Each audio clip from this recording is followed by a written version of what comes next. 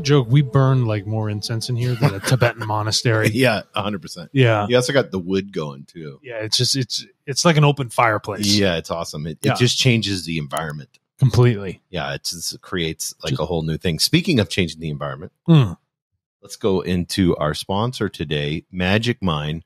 I just got an email from them, which was really wild. I kind of wanted to share something really fast on because this Magic Mind, they have, it's sweet. It's not too sweet, but they got matcha, which boosts energies. It's mushrooms, it's adaptogens, it's nootropics, it's immunity. But they had some cool matcha facts. I thought this was really interesting. Yeah, tell me a matcha fact. Matcha boosts energies, improves alertness. But this was cool. Samurai warriors drink matcha tea before battles, and Buddhist monks still drink it before meditating. Why are they drinking matcha before meditating? Well, like green tea, matcha comes from the Camellia sinensis plant, but it's grown and harvested differently to give it unique properties. Correct. And matcha contains 130 times the antioxidants of regular green tea. I didn't know that. Isn't that crazy? That's actually and it has the L-theanine in matcha, which the amino acid? Yeah, which reduces stress and anxiety. And they use fucking ceremonial grade matcha. So they should. Yeah, it's ground up. Yeah. It's really nice, So this is really cool. We just ripped one of these earlier. Yeah, it was on the last podcast. We did one, but it's immunity, nootropic adaptogens, and matcha. Encourage you. We have a code. What's the code? Alexander. Oh, yeah. I know what the code is. Hold on. So you can go to Magic Mind. I wrote the code down. Yeah, it's HDL20. That's the code. So magicmind.com/HDL. Yes. And the code's HDL20. So magicmind.com/HDL. And then 56% use our code. 56% off your subscription. HDL20. Yeah. Why did they put the 20? They should put a 56. I know. Yeah, that would be cool. It's all numerology, isn't it? Yeah, it is at the end of the day. So speaking of what we got on the thing here, we have our website. Community of One. We encourage you to hop on there. We've got a new shop with some merch that you got on. Oh yeah, I'm wearing it right now, which is so cool. I love it. That one's really cool. I really like this one. It's got like you're always rocking an HDL. All the time. It's so cool. All the time. I just live in it. Yeah, I love it. So it's HDL. You can go to higherdensityliving.com and then click on shop, and we have that. And then one thing that we are not, that we're going to talk about, a cult. Yeah, a cult. I'm like, this is part 2. What are we not? And then I was like, oh yeah, this is part 2. Part 2. Yeah, but yeah. I always remember that. What was that old movie? With Pink Panther. Yeah, that was so Inspector funny. Clouseau. Yeah, Inspector Clouseau. Yeah, I love those. I would like a room. A what? A room? A room. That's so great.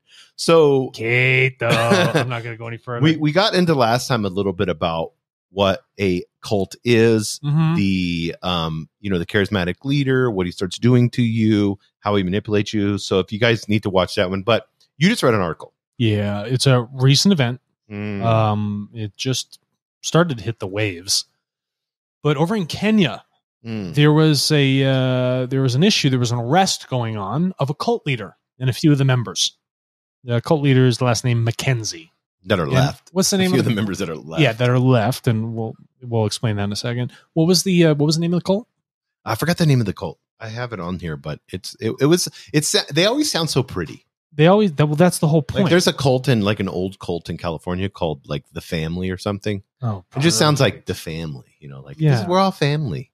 Yeah, here we go. I'm going to pull up the name of the cult right now. And it was another doomsday cult, right? Yes. World's going to end. Classic stuff like that. Guy's name's Mackenzie. Hold on. Give me a second. Well, while you're looking that up, I want people to understand we did a whole episode on prophecy. You can change those. This isn't doomsday where it's permanently written. Yeah. We just have to have higher consciousness, collective consciousness, have more love and kindness, display more peace, take that third way in life, display Christ consciousness, and we can change. There's no doomsday is because we've took the responsibility to do it to ourselves. That's correct. It's not something that's happening to you. It's happening because it's not the 4 horsemen of the apocalypse or however many. It's just cause and effect. Yeah, it's just pure cause and effect. And guess what? Put new causes in place, you have new effects. Oh, wow. We don't have to live in a state of just a horrific future. No. All right, so this guy ran a doomsday cult, right? His name was Paul Mackenzie. And the whole idea of this cult was that he orders people to fast themselves. So essentially starve themselves to death in order to meet Jesus. And he would have this like enclosure. Where's this even in Jesus' teachings? It's not. No. And this guy's, he starts abusing people in Malindi, Kenya, right? It's a coastal town. And what they found is that after the arrest of this guy, they exhumed 403 bodies. He's actively been there, starving people to death, letting them know that he'll lock the doors last. He'll be the last guy.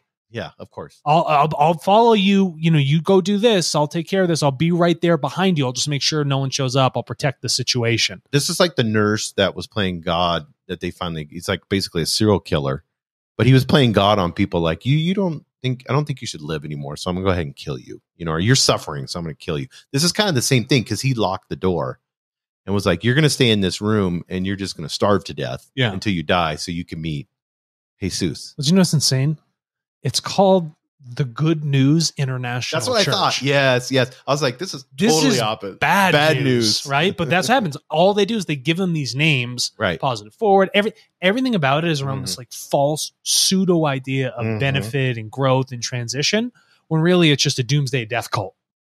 Yeah, and one of the things, and I want to kind of play more in this arena, and I want you to talk about this, is how when a cult discourages critical thinking. Well, yeah, whether it's the church, our churches, but discouraging critical thinking. Yeah, the whole idea here is that let's go back to like slavery America. All right, I'm not talking about the IRS now. That's a heavy one. Snap, right? We were just on the phone with them for HDL. Yeah, I'm talking about slavery in America. There was this idea that oppressors had that if you allow a man to read, and I say man as in men or women, you liberate them because it allowed them to develop critical thinking and thoughts. So what they wanted to do was remove books, remove education, push black people into the fields and continue to use them as strictly human labor. There's no critical thinking, none of that stuff, right? You don't want uprisings. You want people challenging ideas. Right. So if you can remove critical thinking from the picture, you reduce the risk of you being a cult leader, having an internal uprising or a coup internally, or people leaving and saying, no, this is completely wrong. Why am I doing this? That's how we created eugenics. To say that you're a lesser than species, whether you're Jew or black or whatever. And this was Hitler took all this. And we started it. Hitler took it, ran with it. Yep. You know, I mean, I'm for, you know, woman's choice and all that. But the lady that started Planned Parenthood, you can read about this online. She was big eugenics in that time frame. Didn't know that. That's wild. Yeah. And she wanted, you know, she was very specific. Like she called these, you know, these lesser races. Classic. So this is where you get into it, and spirituality can get into this too. And you can have this, because to me, eugenics is occultic thinking. Yeah. Like there are certain races that are better than other races, which is crap. Yeah. I mean, you have genetic differences and stuff like that. Doesn't make anyone better. But it doesn't make anyone better. No. You know, I mean, the physical body is of, I mean, there's significance to it, but you're going to go through so many meat suits. It's a shell. Yeah. You're going to be black. An ideology based only on a physical body. You'll be black, blue, yellow, red. You'll be every color under the sun. Yeah. Okay. Scaly, non-scaly. Small nose, big nose. Yeah. We both have big noses. We have huge noses. I got the English nose. Yeah. I got the Roman nose. But the idea here is that when they create this frame where they tell you how to think, it's an idea of simplicity, and it doesn't force a natural evolution or learning cycle internally. So with that, it reduces people out of the process of a natural self-sustained state of evolution. Yes. And then their evolution or pseudo-evolution is determined by an outside party rather than using their own internal fruition or force or whatever it might be, power, to figure it out for themselves. And it can be a more difficult process, but people go to the easy. They take the path of least resistance. I want somebody to tell me what to do instead of me doing the self-awareness to allow my higher self I don't have to do the thinking. To guide me in its customized evolutionary way. Right. Let me go on Instagram. Let me go on TikTok or Rumble and watch these videos and people can tell me how to think. No. That's the opposite. That's like a technological cult. You know what I mean? So the process of that, when people frame it for you, and that's what these cult leaders do, is they want to remove your free will in a physical sense, lock you in the room. You got to starve yourself. You have to do this. I'm giving you a predetermined plan. This is the outcome for your future. You don't even have to think about it. Here it is for you. This is your path. And by the way, don't question anything. Why would you do that? Yeah, and you're ruining your chances. So critical thinking, the next one is questioning. So let's get into the Rosicrucians was a really cool group. They came up with, back in the early days, that a lot of people believe they were basically Shakespeare, like a group of people, and they took plays and they took these myths and stuff like that, and then kind of tried to get people to have this self-awareness, critical thinking, and questioning of the religion of the day. Sure. And so the Catholic Church, Church of England, all those hated this, so they began to persecute people. They didn't even want the Bible in English. They said, no, it only needs to stay in the Latin Vulgate, and only people that are of a higher scholar should be able to read it. Yeah, and so it wasn't until and that's what I love about the Gutenberg press, the internet, all that. The Gutenberg press, yes, sorry. All of that turns into allowing decentralization, which I think AI is going to do once OpenAI really breaks. It's going to allow everybody to be able to get this information for themselves. And that's the whole idea is you need to question us, what we say on the podcast. You need to question everything. Do not take what we're saying as gospel. Yes, okay? Exactly. Fuck gospels. I want you to just figure it out for yourself. We're here offering a platform. We are here offering nuggets of information, which you can then take and go find your own exploration. I do like the Gospels of Alexander. I think that sounds pretty good. Doesn't that have like a good way? Sounds cool. We're going to have to make it sounds really I think the word gospel just means good news. But that's what this cult was called. Yeah, he's the good news church. International, whatever. No, thank you. This is bad news. 403 exhumed bodies. That's a lot of people to kill. And then starving. If there's 403, there's probably more somewhere else. Yeah. This guy's a serial killer. The thing is, when you talk about questioning, if people begin to question, then when they look at this cult leader, there's a perceived weakness. And the cult leader can't have that. He can't be weak. Yeah. He has to be supreme to them. There has to have that hierarchical structure. But when people start to question underneath, that challenges the authority. Yeah, you should welcome questions. If you feel like you're more enlightened than others or whatever it is, but if you feel like you're in any leadership role should have the ability of critical thinking and questioning. Like, I mean, you encourage that all the time, and we straw man, still man stuff all the time. It's like, I want to know, even though I want to see where my beliefs and biases are faults at. The only way you can do that is with critical thinking and questioning. Only way to do it. That's the only way. It's the only path to evolving the consciousness, where the consciousness can then go out and test in the material, perceive these reactions, right? These cause and effects, and then take that to amass knowledge and wisdom. Don't you think, like, when we look at like the Rajneesh movement, we'll get into that one with Osho, and that's on Netflix, very popular.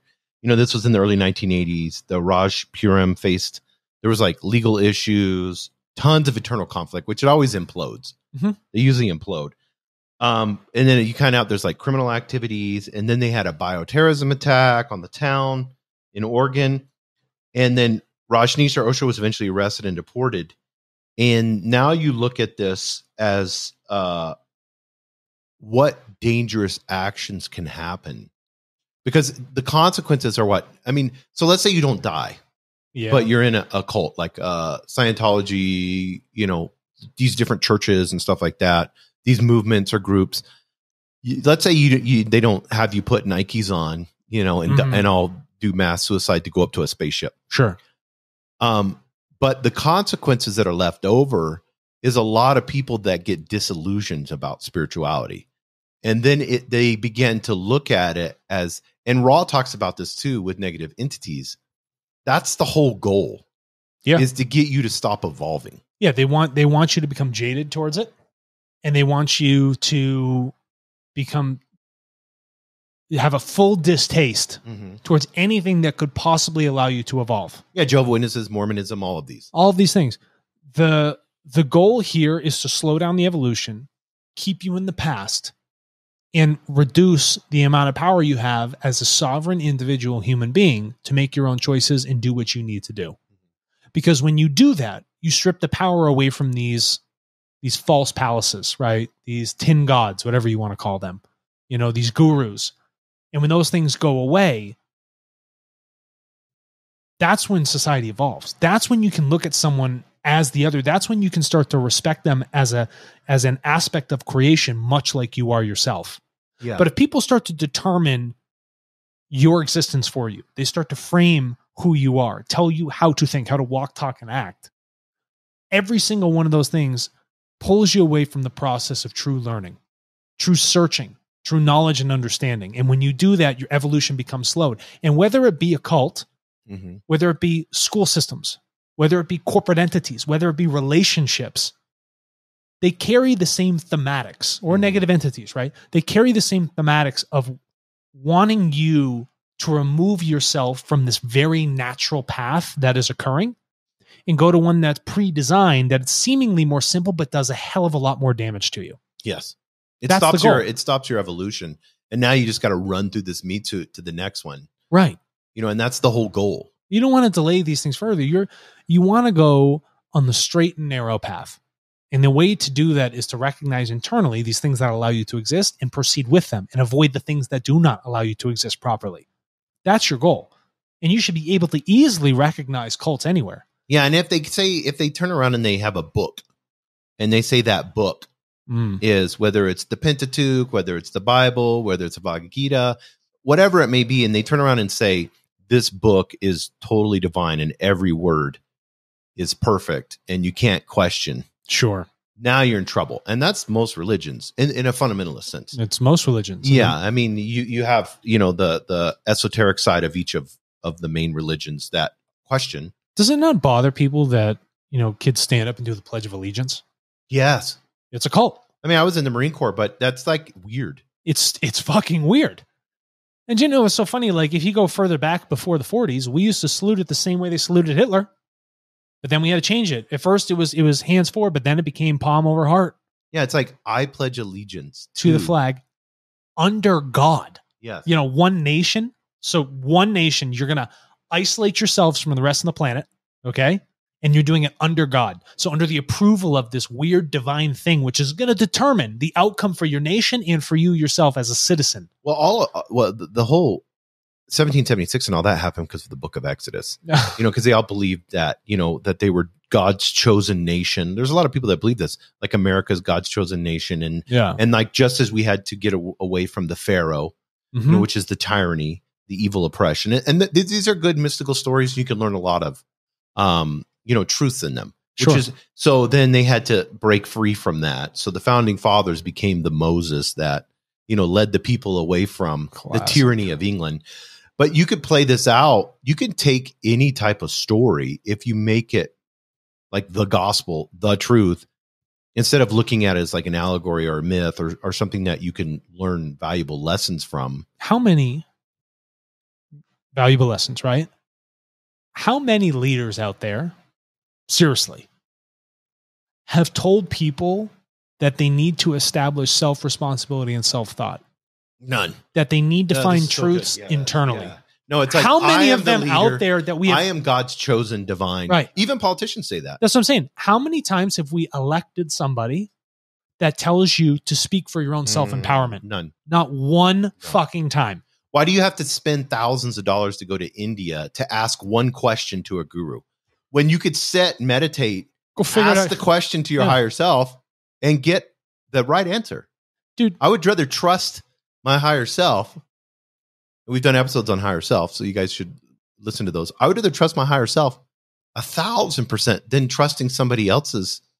Are they even in their higher self? Is this ego? Are they telling me something I want to hear for thousands of more dollars? Just assuming and believing. But how do you know the intention? The intention of my higher self is always for my evolution. Always.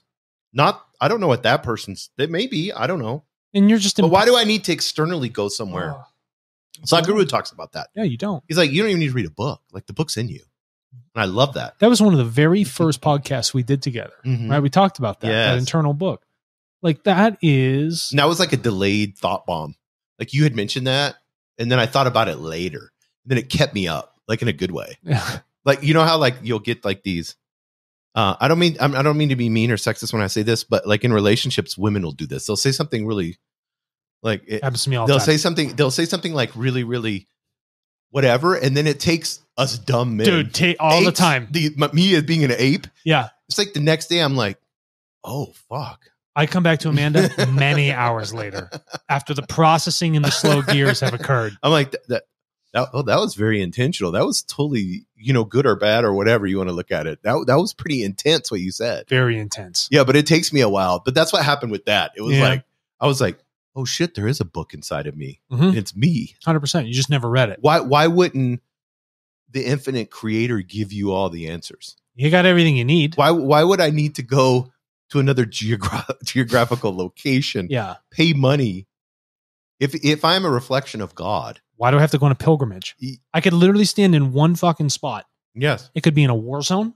It could be in the middle of a jungle, a metropolitan city, and I can find every single answer that I need. Every single one. Yeah. That's wild. That's Don't need a cult.